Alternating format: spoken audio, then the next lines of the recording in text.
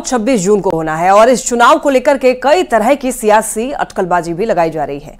NDA की सहयोगी दलों की नजर स्पीकर पोस्ट पर है, पर इस बीच जेडीयू की तरफ से बीजेपी के लिए एक बड़ी राहत भरी खबर आई है। पार्टी के मुख्य प्रवक्ता केसी त्यागी ने कहा है कि बीजेपी किसी को भी नॉमिनेट करे, जेडीयू उस उम्मीदवार को बिना शर्त समर्थन देगी।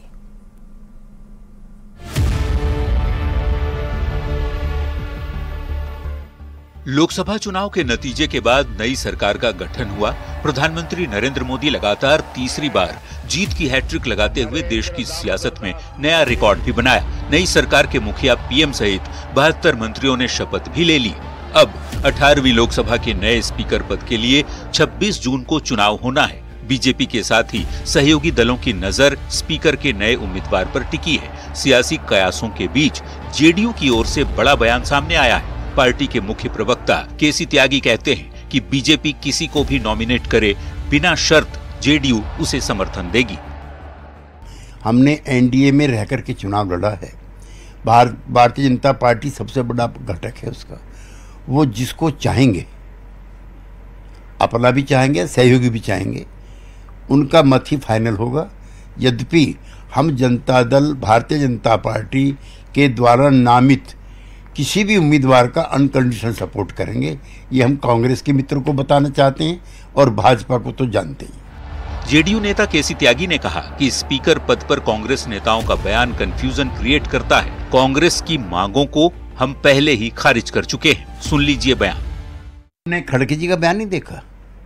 उन्होंने जनता दल यू और टीडीपी दोनों से आग्रह किया है कि भारतीय जनता पार्टी 272 का आंकड़ा छूने के लिए आपके दलों में विघटन करा सकती है, लिहाजा स्पीकर आप अपना रखिए।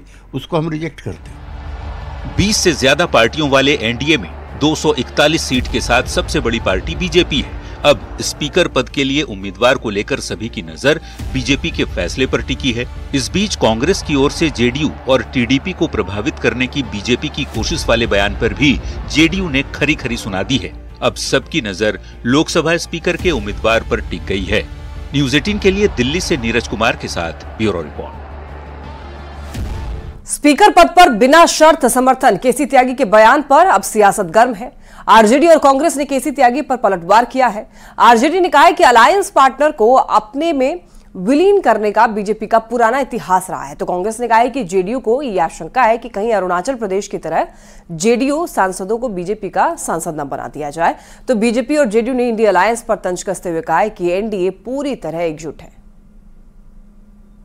और लोकतंत्र और लोकतांत्रिक व्यवस्था को कहीं ना कहीं अपने अनुसार चलाने के लिए वो अलायंस पार्टनर को ही अपने में विलीन करती रही है या उनका राजनीतिक इस्तेमाल उनको अपने अनुसार करती रही है। उस संबंध में सभी को सोचने की आवश्यकता है। क्या केसी त्यागी जी को आदरणीय खड़गे साहब का फोन आया था?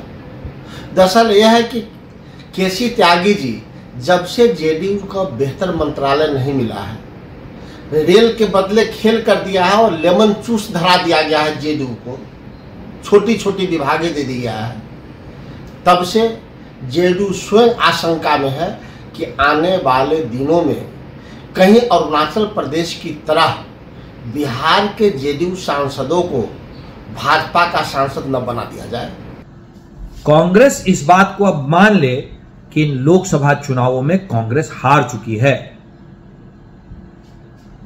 दूसरों के विषय में सोचने से बेहतर है कि कांग्रेस और कांग्रेस के लीडरान इस बात पे सोचें कि देश की जनता बार बार उन्हें क्यों नकार रही है। स्पीकर किसे बनना है, नहीं बनना है, ये एनडीए और एनडीए के नेतृत्व का निर्णय होना है।